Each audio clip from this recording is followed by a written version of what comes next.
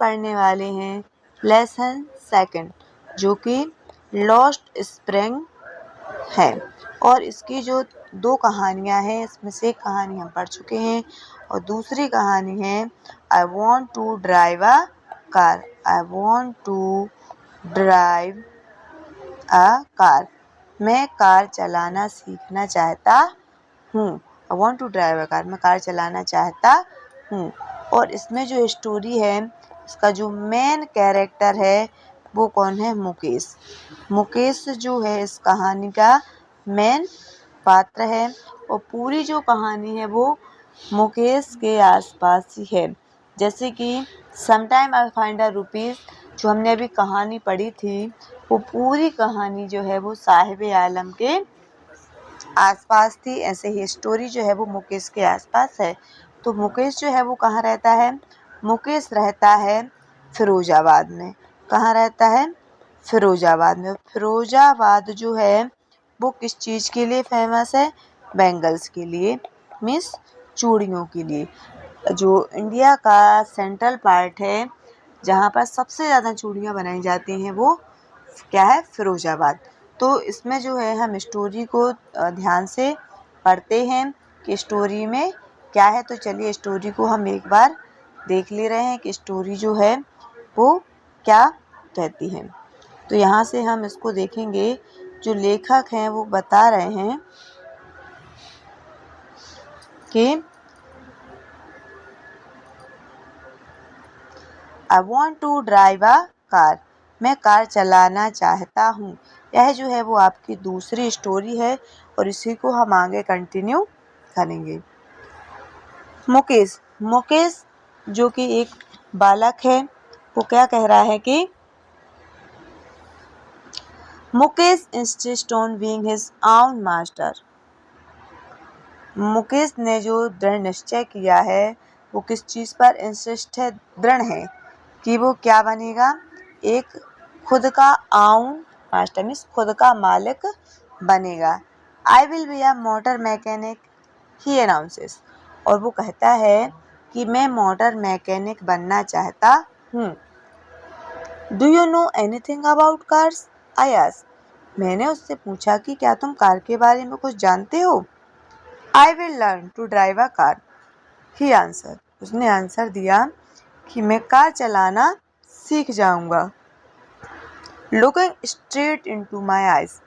और जो लेखिका है वो कह रही है कि वो सीधे मेरी आंखों में आंखें डालकर बोल रहा है कि मैं कार चलाना सीखूंगा। His dreams looms like a mirage amidst of dust of street that fills town Firozabad. और उसका जो एक सपना है, बहुत विस्तृत सपना है, बहुत बड़ा सपना है। वो ऐसे लग रहा है फिरोजाबाद की धूल भरी गलियों में जो है, धूल भरी जो सड़कें हैं वहाँ की, उसमें जो है वो कैसा लग रहा है? मृग तृष्णा के समान लग रहा है। मतलब इसका मतलब है कि कोई चीज़ हमारे सामने तो होती है, हमें लगती है कि वो चीज़ हमारे सामने है, लेकिन वो क्या होती है? केवल प्रतीत होती है, दिखाई देती है। जैसे हमें लगता है कि हम उसके पास पहुंचने वाले हैं, वो चीज़ हमसे और दूर चली जाती है। तो ऐसे ही जो है फिरोजाबाद में जो ग्लास बैंगल्स का जो काम होता है, चूड़ियों का जो काम होता है, तो वहाँ पर सारे लोग, बच्चों से लेकर बड़े तक, पूरा जीवन जो है उन्होंने किस चीज़ में लगा दिया है? चूड़ियाँ बनाने में। लेकिन मुकेश के सपने हैं वो अलग हैं, वो एक अलग सपने देख रहा है। Firozabad famous for its bangle, किस चीज़ के लिए फेमस है? चूड़ियों के लिए। Every other family in Firozabad is engaged in making bangles. Engage मतलब जो है वो लगा हुआ है, मीन्स इंगेज्ड है, कार्यरत है। किस चीज़ में है? चूड़ियाँ बनाने में। It is the centre of India's glass blowing industries where families है। और जो इंडिया का सेंटर, भारत का जो है सेंटर पार्ट है, जहाँ पर कांच के उद्योग जो हैं बने हुए हैं। वेयर फैमिलीज है, और जहाँ जो परिवार हैं वो किस चीज़ में फेमस हैं? बैंगल्स बनाने में जो है वो फेमस हैं।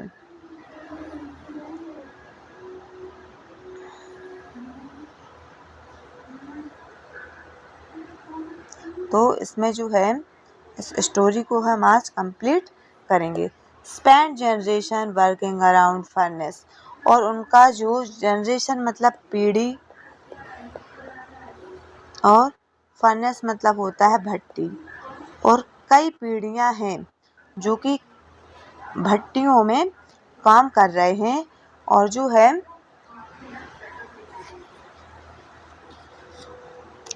बेल्डिंग ग्लास मेकिंग बैंगल्स, कांच को पिलगा कर क्या बना रहे हैं? भट्टियों में काम करके चूड़ियां बना रहे हैं। For all the women's in the land it seems, और जो वहाँ की जो स्त्रियां हैं जो वो भी चूड़ियां बनाती हैं, और उन्होंने अपनी पूरी लाइफ को क्या कर दिया है? चूड़ियां बनाने में ही लगा दिया है। Mukesh family is among them, Mukesh का परिवार भी उनमें से एक है। None of them know that it is illegal for children. Illegal means होता है गैर कानूनी, गैर कानूनी, और उनमें से कोई नहीं जानता है कि बच्चों को भट्टी के सामने काम करना क्या है? लीगल है, गैर कानूनी है। Work in the glass furnace with high temperature,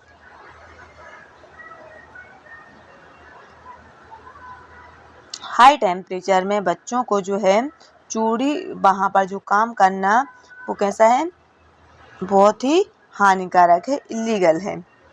in dingy cells without air and light, और वहाँ पर जहाँ वो काम करते हैं वहाँ ना ज़्यादा लाइट्स होती हैं और ना हवा भी कम होती है। 20,000 children out of the hot furnace where they slog their daylight hours, जो बच्चे दिन में काम करते हैं 20,000 बच्चे जो हैं उस भट्टी आग की तपन से क्या हो जाएंगे? बाहर हो जाएंगे। तो लेखक जो है वो कह रहे लगभग 20,000 बच्चे ऐसे हैं जो इलीगल तरीके से वहाँ पर काम कर रहे हैं। अगर कानूनी उन पर कार्रवाई की जाए तो 20,000 बच्चे जो हैं वो उस आग की भट्टी से बाहर निकल आएंगे।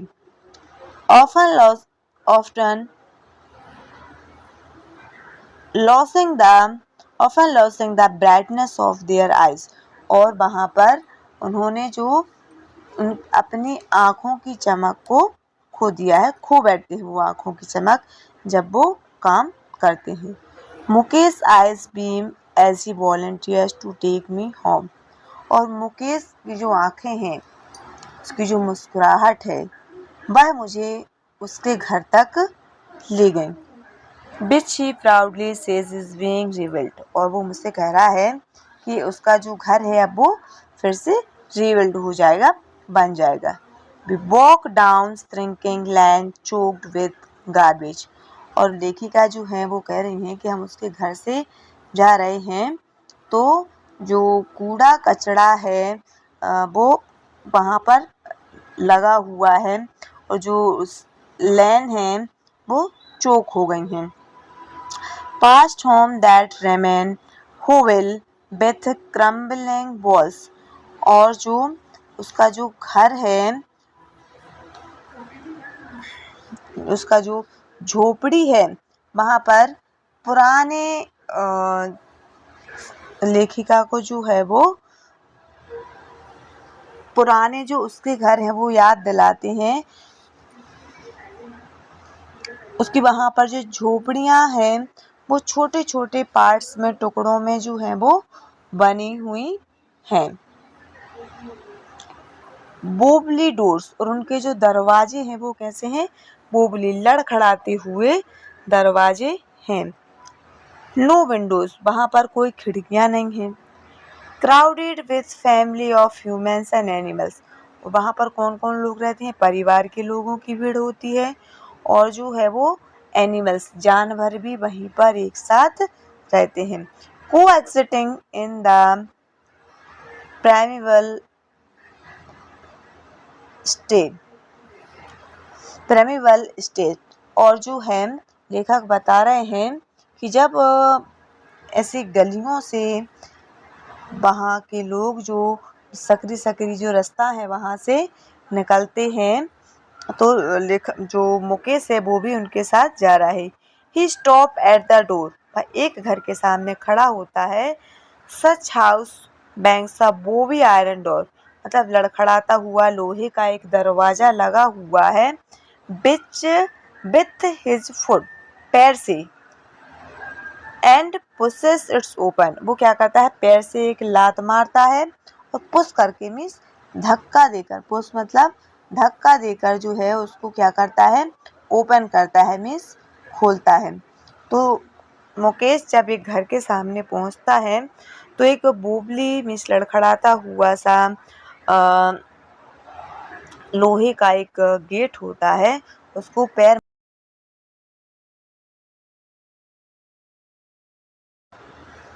तो लेखक जो है वो बताते हैं कि he stops at the door of one such a house, bang a nobly iron door with his foot।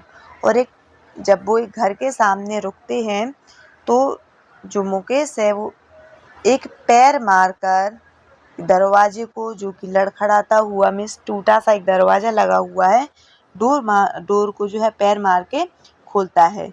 He pushes on it, धक्का देकर उसे ओपन कर लेता है। We enter a half built shack, और आधे बने हुए घर में जब हम पहुंचते हैं तो in one part of it, और उसके आधे भाग में ट्रैश्ड विथ डेड ग्रास, और आधा जो घर है वहाँ पर सूखी घास जो है वो ढकी हुई है। Is a firewood stove over which, और वहीं पर एक लकड़ी का जो है चूल्हा जल रहा है। सूखी घास जहाँ ढकी हुई है वहाँ पर एक लकड़ी का चूल्हा जल रहा है।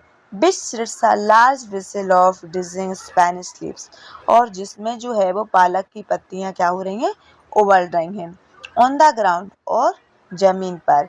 इन a large aluminium platters are more chopped vegetables, और एक बड़ी सी एल्यूमिनियम की प्लेट में चॉप्ड वेजिटेबल्स मतलब कटी हुई सब्जियां रखी हुई हैं। A frail young woman is cooking the evening meal for the whole family, एक जो महिला है दुबली पतली सी, वो पूरे परिवार के लिए खाना बना रही है। कब का, शाम का जो खाना बना रही है। Through eyes filled with smoke she smile, और उसकी आंखों में जो है धुआं भरा हुआ है लेकिन वो स्माइल करती है, हंसती है। She is the wife of Mukesh elder brother, Mukesh के एल्डर मतलब होता है बड़े, मुकेश के बड़े भाई की पत्नी थी। Not much older in years, जो कि उम्र में बड़ी नहीं थी। She has begun to command respect as a bahu, और सम्मान से, रिस्पेक्ट से जो है उसे क्या बोला जाता है बहू। A daughter in law of the house, और इंग्लिश में से क्या बोलते हैं डॉटर इन लॉ, मीन्स घर की वो एक बहू थी। Already in charge of 3 men, जिसके ऊपर 3 लोगों का भार था। Her husband Mukesh and their father, उसके घर में कौन कौन लोग थे, वो उसकी पत्नी थी, किसकी, उसके बड़े भाई की पत्नी। और तो इधर किसकी बात हो रही, किसके ऊपर 3 लोगों का भार था, उस बहू के ऊपर 3 लोगों का भार था। तो कौन कौन 3 लोग थे, एक उसका पति था, एक मुकेश था, और इन दोनों के father. When the older man enters, she gently withdraws being and broken bowl and bring her bell closer to her face। और जब भी कोई ओल्डर मीन्स बूढ़ा आदमी प्रवेश करता, एंटर करता, घर में आता, तो वह कहाँ चली जाती, अपने बिहाइंड द ब्रोकन वॉल से, जो टूटी हुई दीवार थी उसके पीछे चली जाती और अपने चेहरे को क्या कर लेती, बैल कर लेती। बैल मतलब होता है घूंघट, और अपने चेहरे को वो क्या कर लेती, घूंघट कर लेती, कवर कर लेती।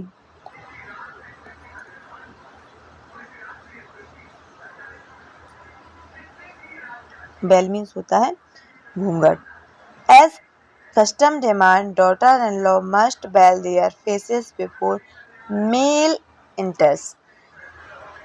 elders और जो है एक परंपरा थी जो है मानती थी, मतलब ऐसा लोगों का मानना था कि जब कोई मेल मीन्स व्यक्ति उनके सामने, बड़ा व्यक्ति, एल्डर मतलब बड़े, जो हमसे उम्र में बड़े होते हैं उन्हें एल्डर कहा जाता, घर में आते तो जो महिलाएं हैं उनको क्या करना पड़ता था, बेल। ऐसा एक नियम था, एक परंपरा थी कि अगर जो बहुएं हैं घर में, डॉटर इन लॉ हैं, उनको क्या करना पड़ता था, बेल मीन्स घूंघट करना पड़ता था, अपने फेस को कवर करना पड़ता था जब कोई पुरुष आता।